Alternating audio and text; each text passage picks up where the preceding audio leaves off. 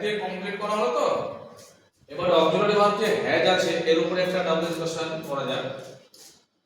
Example number হচ্ছে কত, 2।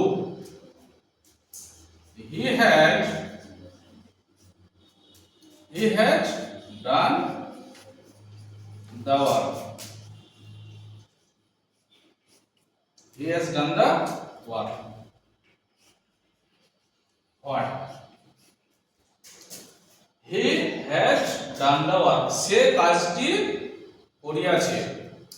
তাহলে সে কি করিয়াছে? সে কি করিয়াছে?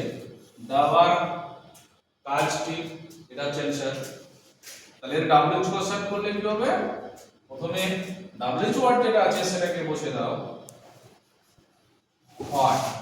এবার এটা হি আছে থার্ড পারসনটা নো চেঞ্জ, তাহলে সাবজেক্ট হিসাবে থার্ড পারসন থেকে গেল। এবার দেখো এখানে হ্যাজ আছে তো, হি এর আগে পরে হি হ্যাজ হি। ডাব্লিউ কোশ্চেনের জন্য এখানে কি হবে? অক্সিলারি ভার্বটা ডাব্লিউ ওয়ার্ডের পরে বসাতে হবে। তাহলে এখানে কি হবে? হ্যাজ। What has he. এবার ভার্বের যে 3 নম্বর ফর্ম ডান দেওয়া আছে, ডান। ইন্টারোগেটিভ মার্ক যেটা আছে সেটা কিন্তু ডাব্লিউ কোশ্চেনে বসাতে হবে শেষে। তাহলে এর উত্তর কি হলো? হোয়াট হ্যাজ হি ডান। সে কি করিয়াছে। দা ওয়ার্ক কাজটি। বোঝা গেছে? Yes, sir.